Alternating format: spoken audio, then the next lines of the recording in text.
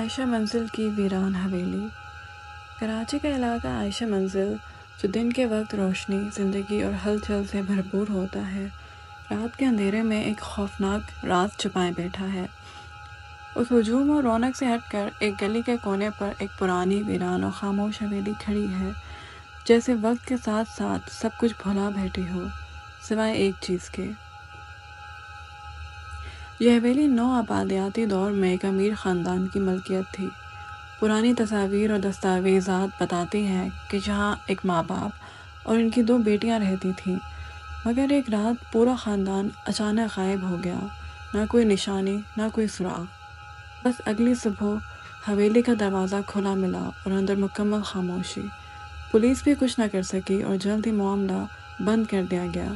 وقت گزرتا گیا مگر حویلی کے آس پاس کے لوگ ایک عجیب تبدیلی محسوس کرنے لگے۔ رات کے وقت جب ہر طرف سناٹا چھا جاتا، اس حویلی سے کبھی کسی کے چلنے کی آواز آتی، کبھی کسی کے ہنسنے کی اور کبھی سرگوشیاں۔ سب سے زیادہ خوفناک واقعہ اس وقت پیش آیا جب ایک نوجوان لڑکا جو نئے کیمرے سے فوٹوگرافی کا شوقین تھا، اس حویلی کے اندر تصاویر لینے گیا۔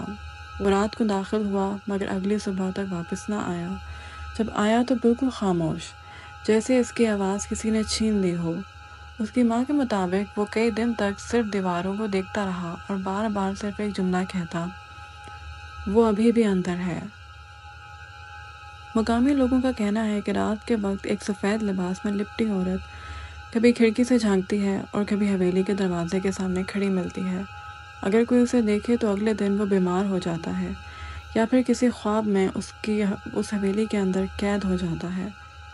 کوئی نہیں جانتا کہ اس حویلی میں کیا ہوا یا یہ روح کس کی ہے، مگر ایک بات تو طے ہے، یہ حویلی خالی نہیں ہے۔